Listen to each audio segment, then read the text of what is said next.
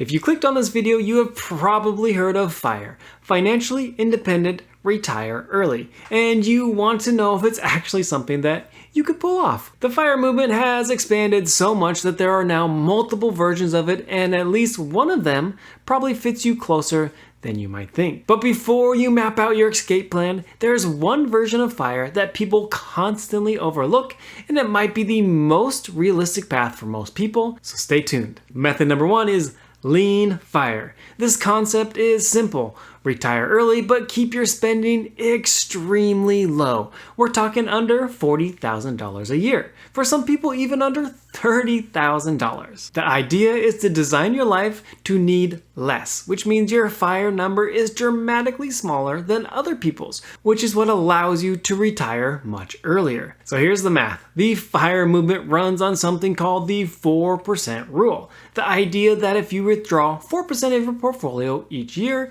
your money should last 30 plus years without running dry. That comes from something called the Trinity Study, a 1998 research paper that stress tested withdrawal rates against decades of market data. If we flip the formula around, you get the 25x rule. You multiply your annual expenses by 25 to get your target number. And that is how much you need to save to be able to use the 4% rule. That means if you spend $25,000 a year, you need $625,000. If you spend $30,000, you need $750,000. And if you spend $40,000 a year, you need $1 million.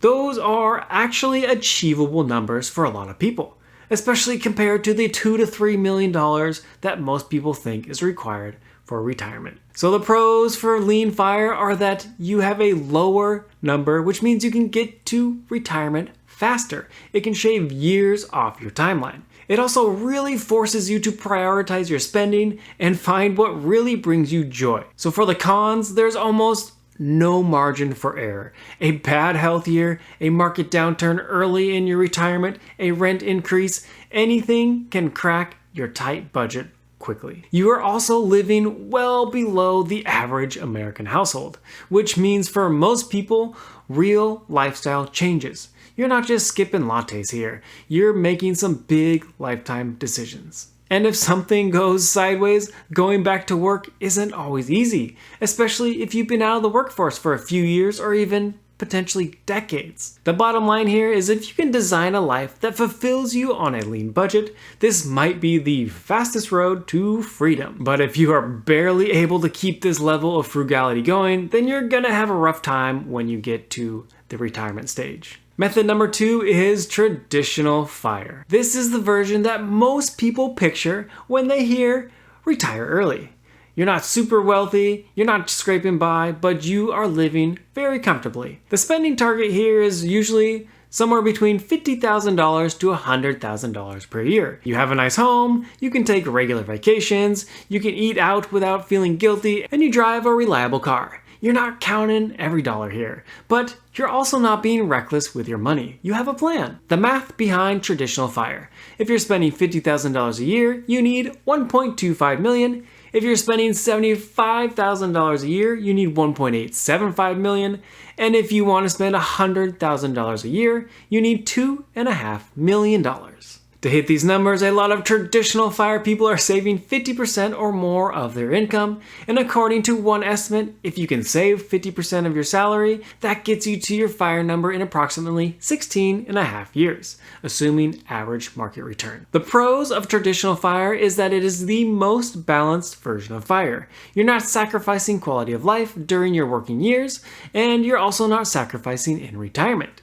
Your nest egg is large enough to absorb some volatility without the whole plan falling apart. And unlike Lean Fire, you have room for life to happen.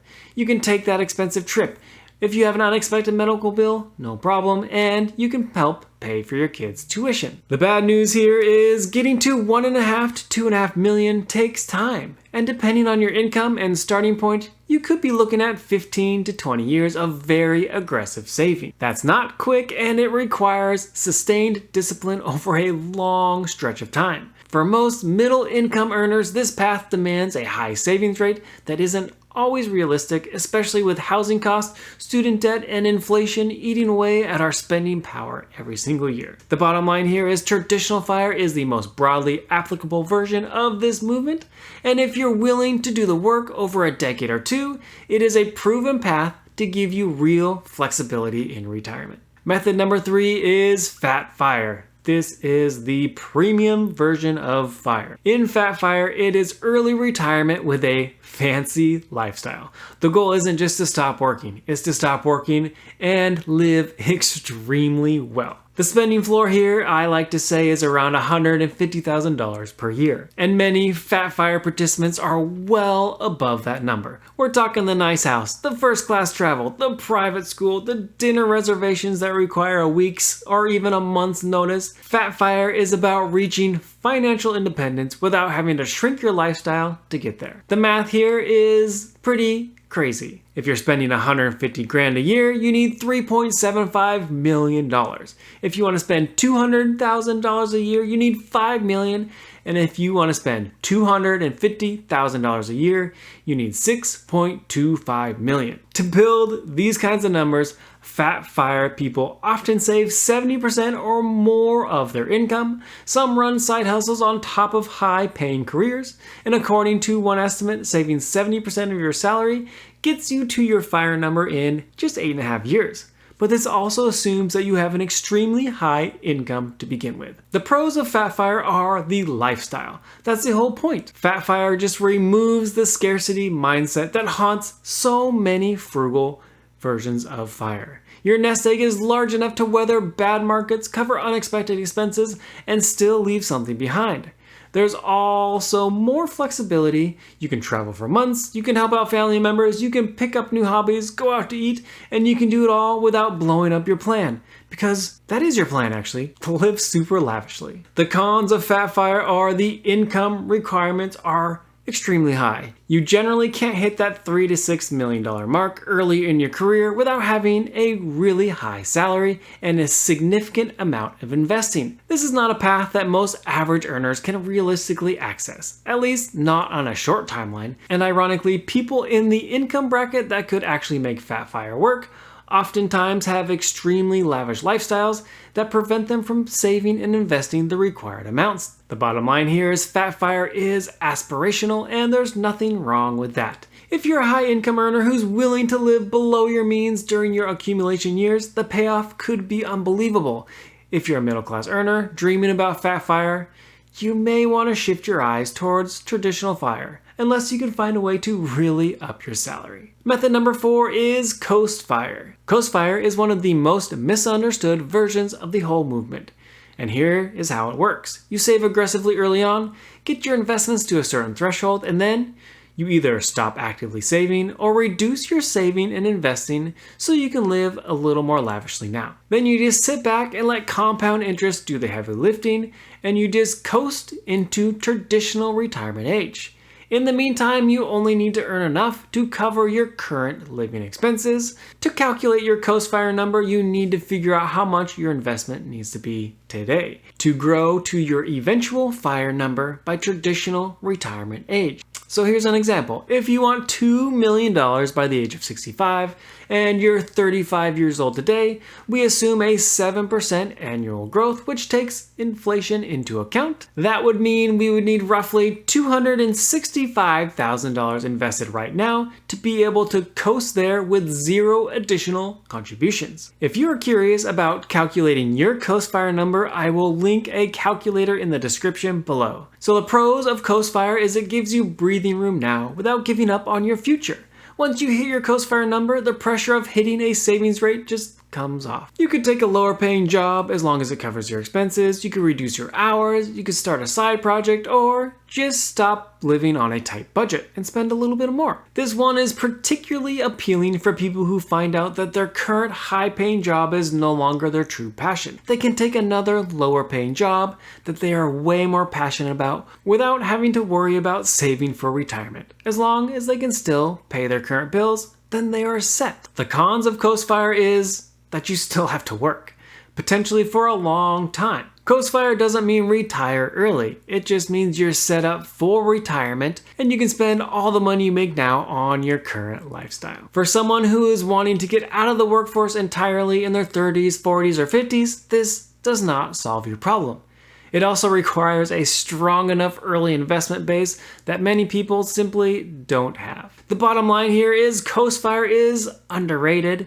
If you're already on the path to fire and feeling burned out by the pressure of aggressive saving, hitting your Coast Fire number might be what you need to feel more comfortable in living life a bit more and not having to stash away so much money for retirement. Method number 5 is Barista Fire. So Barista Fire is named after the Starbucks strategy. The idea here being that you could retire in a non-traditional sense and cover most of your expenses with your portfolio, and then you could pick up part-time work, a flexible job, something like being a barista to cover the rest. One of the biggest reasons for why this is so appealing is there are a lot of companies, and Starbucks is one of them, that give benefits like health insurance to part-time workers. And since one of the biggest unknowns when you retire early is healthcare costs, this takes the guesswork out of that and it lowers your healthcare costs substantially. The math here is more flexible than other versions.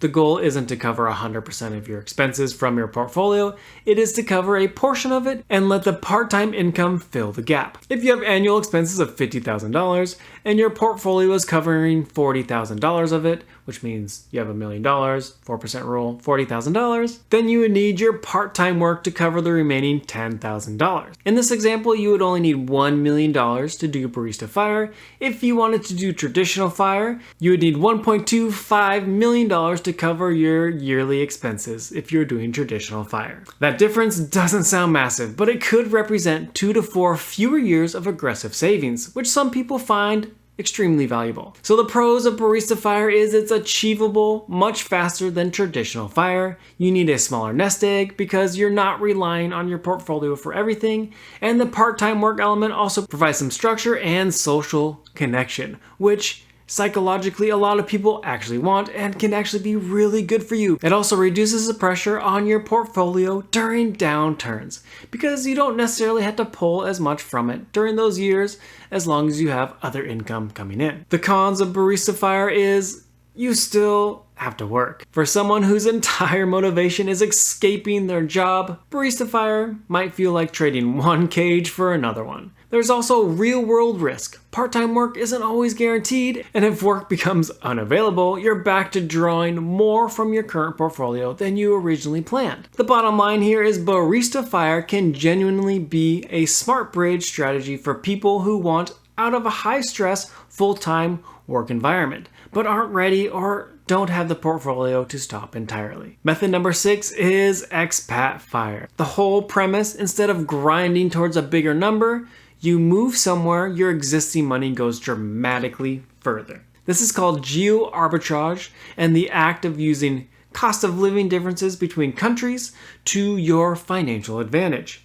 And the numbers can be striking. Living costs in parts of Mexico, Portugal, Thailand, or Colombia can run 40 to 60% lower than major US cities, which means your fire number can be cut nearly in half. So a quick example here is if your fire number is $1 million in the US based on $40,000 per year in withdrawals, but you can live that same lifestyle for $25,000 a year in Mexico, your fire number drops to roughly $625,000. You get the same quality of life, but hundreds of thousands of dollars less required to get there, which means your time to retire gets cut dramatically. Healthcare is another major lever. Many popular expat destinations offer affordable, high-quality healthcare that makes US medical costs look like a joke. Some expats report paying out of pocket for routine care and still spending a fraction of what they would pay in America. So the pros of Expat Fire is that you can dramatically accelerate your timeline. It also opens up a richer life experience for people who genuinely enjoy culture, travel, and new environments. And in many cases, the quality of life is actually higher. The cons of Expat Fire. This one is not a simple move. Visa logistics are a serious planning component, and they've gotten more complicated in recent years.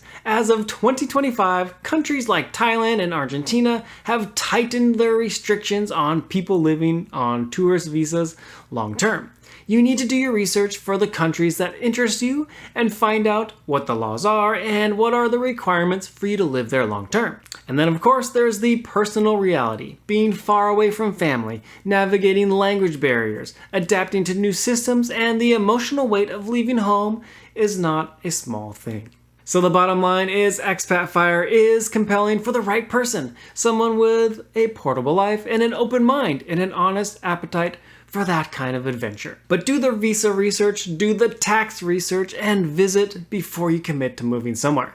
The math is really enticing, but this is a big change and you must make sure you are truly committed. So I have one more bonus one, and I think this one is achievable for everybody. This is called FINE, and it's my new favorite one. It's not FIRE, it's FINE. Financially independent next endeavor. While this isn't technically FIRE, it kind of overlaps multiple FIRE concepts. The idea is that FI isn't the destination. It's what allows you to do your next adventure. Once you're no longer dependent on a paycheck, the point isn't to sit still. It is to go do the things you've been putting off.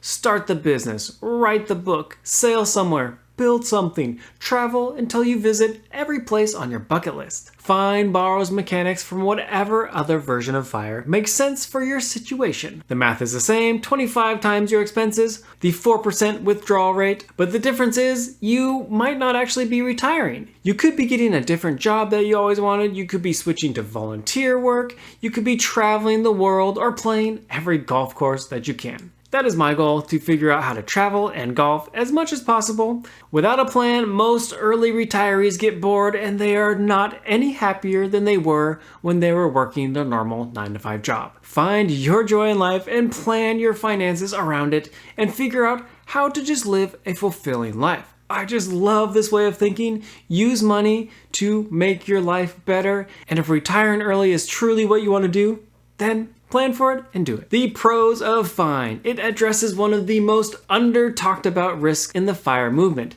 getting there and not knowing what to do with yourself. Studies consistently show that purpose and engagement are major drivers of well-being, and just because you're retired doesn't mean you're actually living a good life. FINE builds that purposeful next chapter into the plan from the start. It also tends to make the accumulation phase feel more motivating when you know what you're actually saving for. The cons here are the next adventure has to be real. This isn't a vague idea you figure out randomly. You need to figure out who you are outside of your job, what you actually want, what gives your days meaning, and that's not something the stock market can do for you. The bottom line here is FINE might be the version of what most people actually want from financial independence. Not the absence of work, but the option to choose what you want to do and what you want to work on without having money being the deciding factor. So there you have it, 6 versions of FIRE plus one bonus that I find the most interesting and intriguing,